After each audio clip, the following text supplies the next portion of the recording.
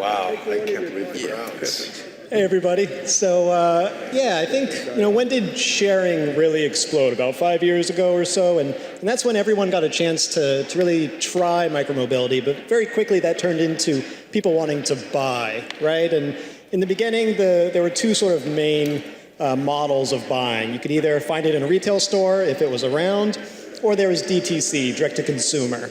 And more recently, we've had this explosion of subscription. It's sort of a new model. But these three different buying models, they really interplay in a very interesting way. So today I'm excited to have our three panelists here to talk about these different types of consumer purchases and how they interplay with each other. So starting from the end of the stage here, we have Zygg bikes, represented by Kevin McLaughlin. Then we have Arcimoto, who is a bit of a different type of vehicle, three-wheeled, I want to say 80-mile-an-hour go-kart, something like that. A very interesting vehicle we'll talk about. So here we have Jesse Fittipaldi. And then we also have scooters represented, Unagi scooters with David Hyman. So please join me in welcoming our panelists. Now, I think that we should just start here by going down the line and let's just hear what type of vehicle that you guys work with and what are the main forms of distribution. Are you more of a subscription, a retail, direct-to-consumer, or is there a combination there? So Kevin, why don't we start with you? Thank you. So Zygg launched in June of 2020. We're still using other people's bikes primarily. And our business is primarily subscription, so weekly and monthly rental. The longer you commit, the cheaper it is. And certainly there's a huge interest from food delivery, as well as consumers and hotels and other kinds of enterprises. Awesome. So Jesse? Hey everybody. We have a three-wheeled electric vehicle that does 80 miles an hour. It's made for ripping around town, getting groceries, going to school, going to work. We have an interesting model of rental retail. So we have facilities in San Diego and Eugene and Orlando, other places, Hawaii, where folks can come in, rent a vehicle. If they like it, there might be one there that they can buy, or they can go online and configure it, and it gets shipped to them. Awesome. David? So I'm David Hyman, founder, CEO of Unagi. We make the world's, we think, best portable electric scooters. We're a manufacturer based here in Oakland, California, and we've been around since 2019. Historically, we've been focused on selling our scooters through brick and mortar and on our website. But a few years ago, we started this concept of subscription through a $49 a month, no contract, no commitment, monthly rental delivered to your door that's in your personal possession until you feel like you want to unsubscribe. And that's really become the cornerstone of our business. Awesome. So we have a really interesting mix here, not just of types of electric vehicles, but also types of sales models. So before we start with the questions, I just want to get a sense of how much our audience is familiar with or sort of dedicated to these different types of vehicles. So let's start with electric bikes. Who here has their own electric bike? Not something that you rent once in a while, you have one. All right, so a good like half of the audience here. Okay, and how about electric scooters? Who here has an electric scooter? It's yours. Okay, we got a good number. This is the moment of truth for the Arcimoto. Who here has an Arcimoto in the audience? Oh, we have one. Yes. All right, how long have you had it? Yeah? Wow. Can we be friends? I wanna ride that one. Clearly, we're at a micromobility conference with all those hands up. All right, so you got a little bit of work to do, Jesse. We got to get some more Arcimotos out there. But generally, we've got a pretty good adoption. Real quick, I want to find out how you guys got these. So of those scooters and bikes, how many people bought it direct to consumer? You found it online, you ordered it. All right, so we've got maybe like a quarter here. And how about retail? Did anyone buy it in a retail store? A little bit fewer, but still a good number. And how about subscription? Who subscribes to theirs? All right, only a couple. So subscription is still very new, but that's interesting because it's one of the things I want to talk about. And David, I know you guys just expanded into subscription, but that it's really exploding for you guys. Yeah. So among all of the different retail, direct-to-consumer subscription, do any of these give you more of a headache than the others? So I would say brick and mortar is the biggest headache. Okay. For a whole bunch of reasons. It's very hard to do kind of demand forecasting with a third-party entity, worrying about returns. Often we run into situations where we're competing with our retailers and they are pricing them lower than ours on our own website. It's a lower margin business when you're going through distributors and retailers. So I would rate that one at the highest headache. However, we have some new evolved retail partners who are now offering our subscription service, like Best Buy, which we're super excited about, and our plan is to convert all of our retail partners to subscription partners. Wow, okay. Yeah. So subscription is really booming then, you'd say. For us, I mean, on our website in any given day, for every one scooter we sell, we move 20 subscriptions. 20. 20 to 1 ratio. I Yeah. never would have expected it was that high. Yeah. Wow. Okay. So subscription is obviously catching on a lot quicker than I thought. So Kevin, here's my question for you. Subscription is obviously a big part of your model, but you still sell bikes outright. So I see that on Zygg's website, I can buy a really nice electric bike for $3,500, or I can subscribe for $100 a month. And to me, that's like no brainer. $100 a month, sign me up. What kind of incentive is there still for someone to buy? Who is the rider that wants to buy it instead of getting in for that low monthly price? Subscription for hardware is still relatively uncommon, although, you lease a car and that sort of stuff. I think one of the important things is, I don't know how, I assume your scooters are very well built and don't need much service, but especially because we have a lot of food delivery, we provide a lot of service, flat tires and brake pads and that sort of stuff. And so it's a very involved subscription fulfillment, let's say. I think $99, and what's funny is anyone who's in the business thinks that $99 a month, which is our best price if you make a 12-month commitment, is a great price. But a lot of consumers still do the math and they go, well, that's like 3 years. I think I'll still buy the bike, without really understanding, what it's going to cost them to get the service and maintain, let alone the hassle of getting a bike with a flat tire back to a store and getting it fixed and all that sort of stuff. So it is a good deal, but basically a lot of people still have it in their mind that they want to own that thing, to get the value out of it. And I spent most of my life in car sharing and trying to convince people that ownership is, if you don't need to own it, you shouldn't. And I think subscription is a great deal. Right. And we've just really started to sell bikes because through COVID we couldn't get enough bikes to actually sell them. So we're selling them, and then we offer the full service as a subscription option if you want to buy a bike. So. And has there been a large demand since you've started offering bikes for sale as well, or is it really small? It's been less, it's the start of the month basically, so it's, sort of the end of the season and that sort of stuff. Still a little bit smaller, but what we also want to be able to do is once somebody's on, we do a lot of work to get people on bikes. A lot of people are still riding for an electric bike for the first time. So once they're on the bike, we want to make sure that we can keep them on a bike however they want to do that. And so this is also the first season we'll be able to go to the folks who have had a bike through the biking season up in Canada and say, hey, if you want it, you can buy it and we can keep getting the service and that sort of stuff. So we'll see how many people take us up on that. Right, absolutely. So there's definitely some utility to that subscription model. Jesse, for you guys, I'd say $100 for a Zygg bike, that sounds great. If I could do a $100 Arcimoto, sign me up there as well. But I'm guessing that's not going to be happening anytime soon. Do you see the subscription model sort of breaking down for your type of vehicle, or what makes more sense when we talk about some of these larger, perhaps sort of quasi-micromobility type vehicles? I think maybe we can reevaluate what subscription means. So it's a period of time. So we kind of, there's the opportunity that we have now, which is our subscription to fun, right? So you get in this vehicle that can get you from, you can cover a bunch of grounds doing a go-kart tour in San Francisco.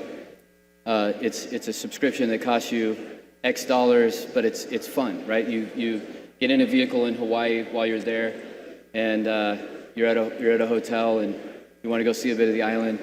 You can cover more ground. You can take someone with you. So that's the subscription to fun.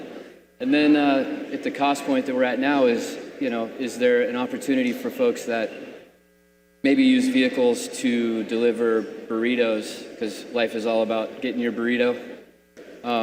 Can more folks enter the market to deliver those burritos that maybe don't have a car, but our rental price enables them to make an income off of that vehicle? Right, absolutely. And I know Arcimoto is also working on that MLM, that interesting, leaning, sort of more micromobility type vehicle.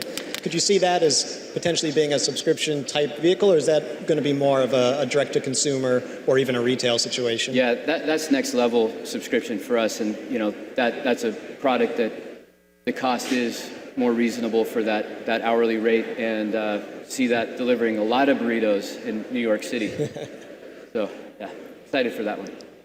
So one of the things that comes to mind when I think of subscription is just how much more effort it takes. Like when you're just selling off a website, you can really sell anywhere because you're just relying on the FedEx guy to basically be your delivery man. But when you're running a subscription, it seems like you need a lot more boots on the ground. So I think both for Kevin and David, I'd be really interested in your perspective, having experience in subscriptions. How hard is it to develop this boots on the ground type of model, or do you even need it anymore, and how does that impact the growth? So maybe let's start with you, David. Sure. So I think one of the most beautiful things about our subscription model is the form factor of our scooter really lends itself to subscription. We have one service center to cover the entire continent. Our scooters are very lightweight and portable, and so they ship small parcel. Think of it like a giant Netflix DVD mailer. Unlike ride-sharing services that have to have dedicated service centers in every city in which they operate, we literally need one for the entire continent. The scooter has very few moving parts. They only come back to our service center on average once a year, mostly for tires. So no headache, no exchangeable or increased headache for subscription. We redeploy the scooters when somebody unsubscribes to the next subscriber. So a big part of our model is each scooter coming back to our service center facility when somebody unsubscribes, to refurbish that scooter, bring it to factory certified pre-owned status, and redeploy it to the next subscriber.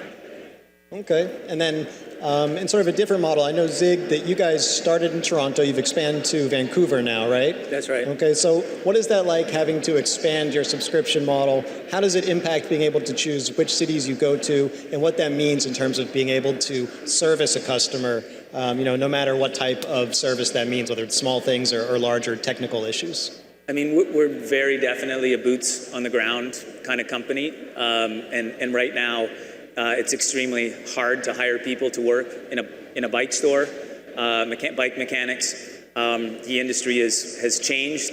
Many of them, I think, have gone on to gain full employment somewhere else. So that's definitely a big challenge. Growing our business is needing to set up the service center because food couriers are into our office once a month, maybe. They're putting 600 to 1,000 kilometers a month, and that's brake jobs and flat tires, if nothing else. So, it's a lot. That's probably the biggest moat to our business, is that it's a lot of logistics, and it's easy to do it badly. So. Right. Can you see yourself expanding to any other cities soon that are sort of on the horizon? I mean, absolutely. I know there's someone out there with a check for us, and then we're off to the next city and cities.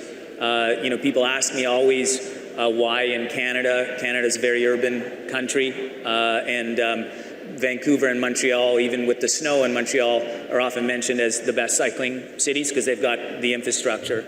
And so, you know, we're certainly happy growing in Canada, but also, you know, obviously looking across the U.S. Right. Okay, and so Jesse, for Arcimoto, expanding is probably a little bit different. You know, it's not just mailing a scooter or meeting someone with a bike. I know over time that Arcimoto has significantly expanded the number of states that consumers can buy an FUV. But what goes into that decision? I guess it's more complicated than just telling the truck driver, like, okay, Jim, today you're driving this one to Texas. Mm-hmm. Yeah, it's a matter of you know, understanding the regulatory hurdles of each of the states. It feels like many of them have caveats, and you really got to understand the challenge that you have when you enter the state first. We've got to set up service. That's a lift in itself, finding people that are qualified to service the vehicles.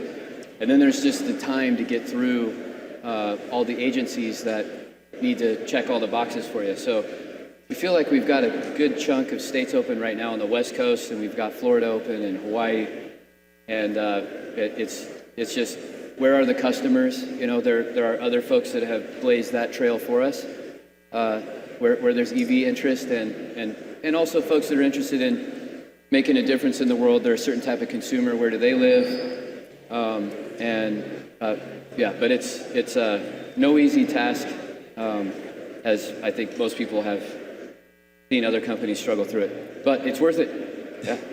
Absolutely. I mean, I rode a FUV here yesterday, and I mean, it's a wild ride. I certainly am excited to see more states open up to it.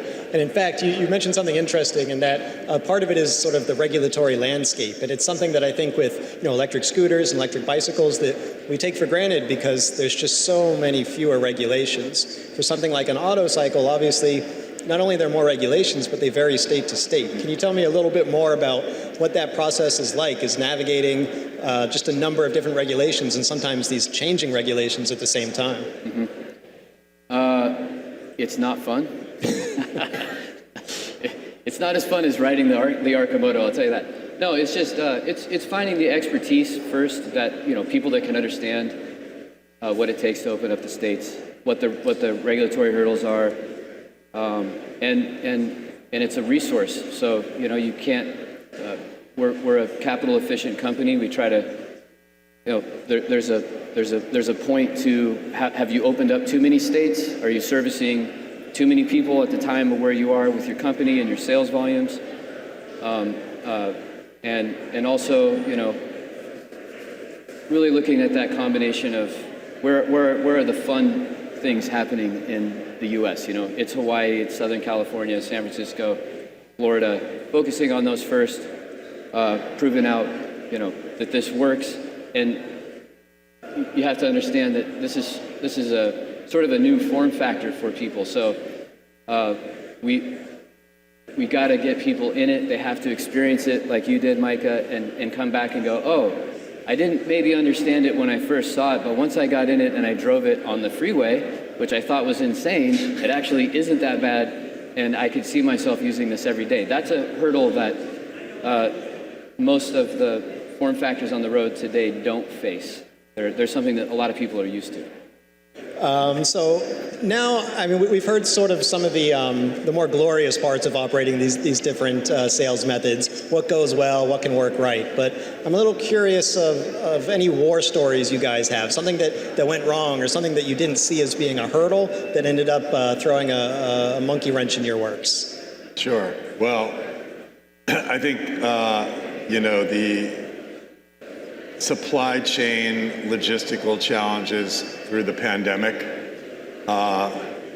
you know, threw some wrenches. For us, it was never on the supply chain, but logistically there was, you know, a 4-month period where all the port in LA was totally backed up and we couldn't get units out. And, you know, we had some big partners like Best Buy are like, where's the product? So we, for a brief period of time, had to airship scooters out of Shenzhen at an exorbitant cost and took it on the chin just to keep our customers happy. So that was a surprise.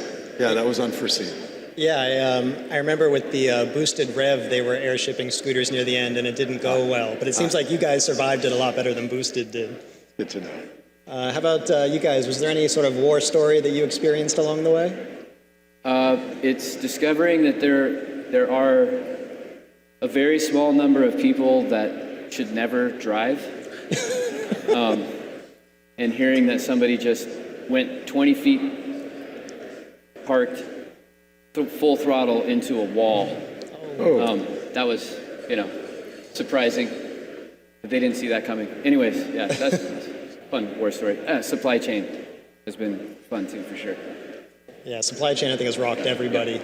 Yeah. How about you, Kevin? We were sold out for almost 2 years because as soon as we got new bikes in, there was a lineup out the door to get them. And, I don't know if this qualifies as a war story or not, but as I mentioned, I spent a long time in car sharing, and which is like car rental. And, you could get financing because people knew, what a Toyota Corolla was going to be worth in 3 or 4 years. So they would be willing to lend you money.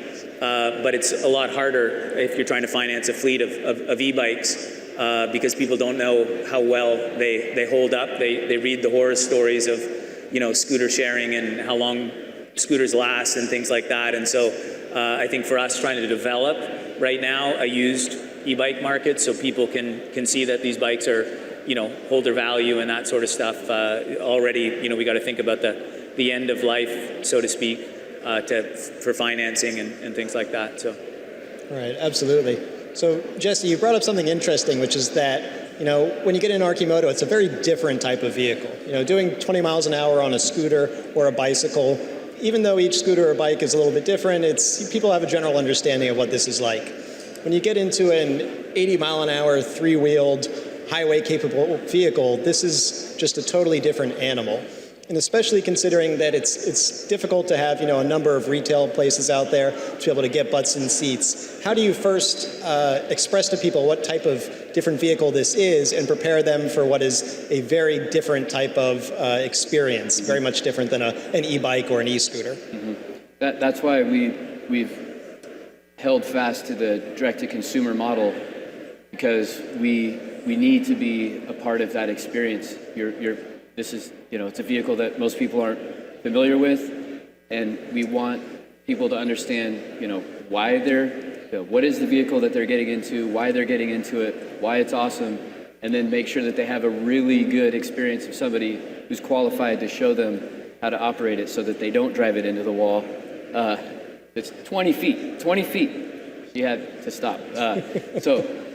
But that's why we've held really fast to that direct-to-consumer model. So, rent a vehicle, do events, get butts in seats, show them how to operate it, show them that it's fun, have a good experience for the first time so that they go to the website, configure a vehicle, buy it, we ship it to them.